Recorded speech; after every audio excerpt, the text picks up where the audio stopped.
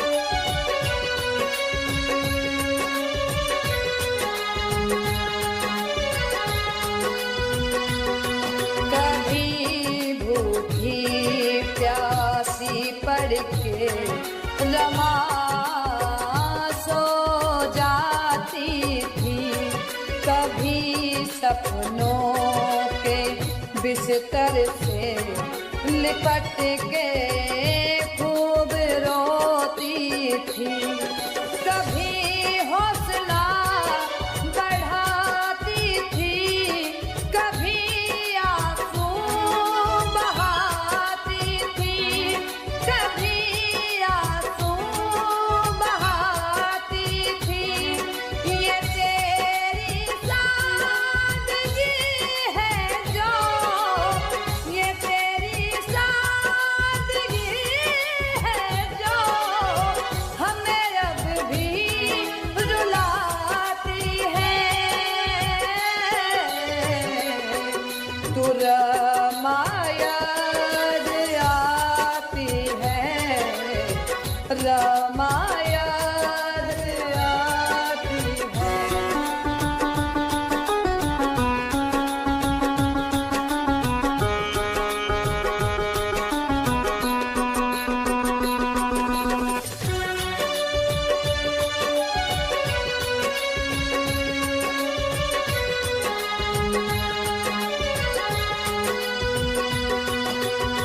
वो भी मैं का नाम, वो भी मैं का नाम, वो भी मैं का नाम, रो रो के अकेली गुनगुनाती थी, सभी को मिले अधिकार यहाँ, यही वो चाहती थी, समाज में सोचती थी, कभी ना मुस्कुराती थी, कभी ना मुस्कुराती थी, अभी तक याद रमा की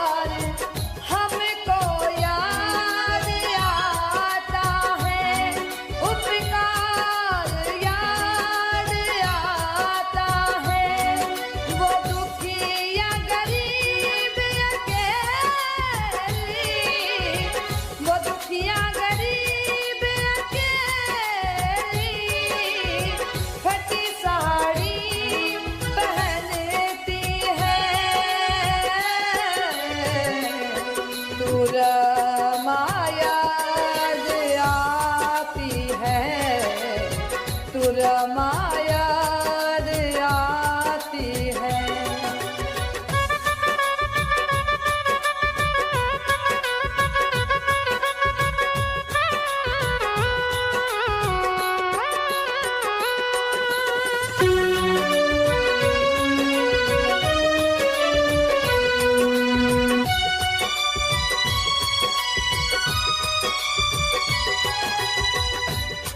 वो गुलामी का वो गुलामी का वो गुलामी का जमाना हमें अब भी याद आता है।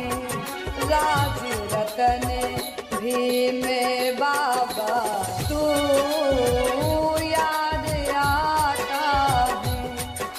अकेले में असरी गौतम को महसूस होता है, को महसूस होता है। भीम की बदौलत पायल, भीम की बदौलत पायल मनुवाद को हटाती है। तू रमा याद आती है, रमा याद आती है। तू रमा याद आती है, तू रमा याद आती है, तू रमा याद आती है।